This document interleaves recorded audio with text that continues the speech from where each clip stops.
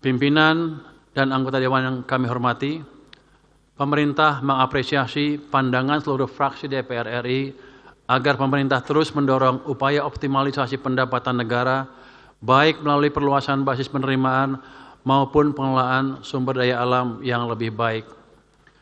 Sejalan dengan hal tersebut, pemerintah berkomitmen untuk terus melakukan optimalisasi pendapatan negara dengan tetap menjaga keberlanjutan iklim investasi dan pelestarian lingkungan. Komitmen ini diwujudkan melalui penguatan sistem perpajakan yang adaptif terhadap perubahan struktur ekonomi. Sementara itu, peningkatan kepatuhan wajib pajak dilakukan dengan memanfaatkan teknologi dan analisis big data guna memperkuat efektivitas pengawasan, memperluas basis perpajakan, dan mengoptimalkan potensi penerimaan negara secara berkesinambungan. Di sisi lain, pemerintah juga tetap memberikan insentif fiskal secara terarah, selektif, dan terukur kepada sektor-sektor strategis yang memiliki nilai tambah tinggi bagi perekonomian. Dari sisi penerimaan negara bukan pajak, optimalisasi dilakukan melalui penguatan penerimaan berbasis sumber daya alam, peningkatan tata kelola yang transparan dan akuntabel, dan inovasi layanan untuk meningkatkan kualitas pelayanan publik. Upaya ini didukung oleh pengawasan dan penegakan hukum yang lebih kuat, serta optimalisasi penagihan piutang untuk memaksimalkan potensi penerimaan negara. Pemerintah mengapresiasi pandangan seluruh fraksi DPR RI mengenai pentingnya menjaga dan meningkatkan kualitas belanja negara dalam mendukung agenda pembangunan. Pemerintah terus berkomitmen meningkatkan kualitas belanja negara melalui upaya efisiensi dan refocusing agar alokasi anggaran semakin produktif, tepat sasaran, dan mampu memberikan dampak nyata bagi perekonomian dan masyarakat. Sejalan dengan hal tersebut, pemerintah terus mendorong efektivitas subsidi dan perlindungan sosial dalam melindungi daya beli dan pengentasan kemiskinan. Pemerintah secara bertahap mendorong bantuan sosial dan subsidi yang lebih tepat sasaran dan berkeadilan serta berbasis penerimaan manfaat langsung dengan memanfaatkan Data Tunggal Sosial Ekonomi Nasional atau DTSN. Program-program perlindungan sosial berbasis pemberdayaan juga terus didorong dan diperkuat. Di sisi lain, sinergi antar program Perlinsos dan berbagai kementerian dan lembaga terus diperkuat agar intervensi yang dilakukan semakin terpadu, saling melengkapi, dan mampu memberikan dampak yang lebih signifikan dalam meningkatkan kesejahteraan masyarakat.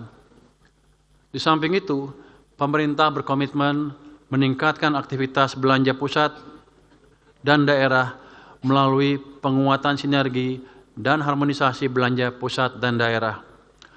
Langkah ini diarahkan agar belanja daerah semakin optimal dalam meningkatkan kualitas layanan publik dan pembangunan di daerah, serta mendukung pencapaian program prioritas nasional. Sejalan dengan itu, penguatan belanja KL di daerah juga terus didorong melalui sinergi program yang lokasi penerimaan manfaatnya berada di daerah, seperti percepatan makan bergizi gratis, penguatan koperasi desa, kelurahan merah putih, sekolah rakyat, dan pemeriksaan kesehatan gratis. Pada sisi lain, dalam implementasi Undang-Undang HKPD, pemerintah senantiasa mendorong harmonisasi pusat dan daerah semakin solid dengan tetap memberikan fleksibilitas pengelolaan APBD dalam meningkatkan kualitas layanan publik dan peningkatan kesejahteraan ASN di daerah. Selanjutnya, pemerintah menyampaikan apresiasi atas pandangan fraksi Partai Demokrasi Indonesia Perjuangan, fraksi Partai Golongan Karya, fraksi Partai Gerakan Indonesia Raya, fraksi Partai Nasional Demokrat, fraksi Partai Kebangkitan Bangsa, fraksi Partai Keadilan Sejahtera, fraksi Partai Amanat Nasional, dan fraksi Partai Demokrat mengenai pentingnya pengelolaan defisit dan pembiayaan anggaran secara prudent, terukur, dan tetap berada dalam batas yang aman.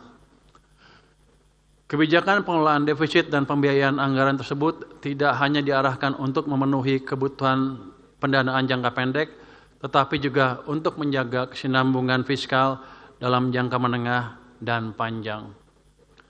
Oleh karena itu, kebijakan pembiayaan anggaran senantiasa diarahkan untuk mendorong kegiatan produktif yang dapat memperkuat daya saing dan ketahanan ekonomi nasional dalam jangka menengah dan jangka panjang.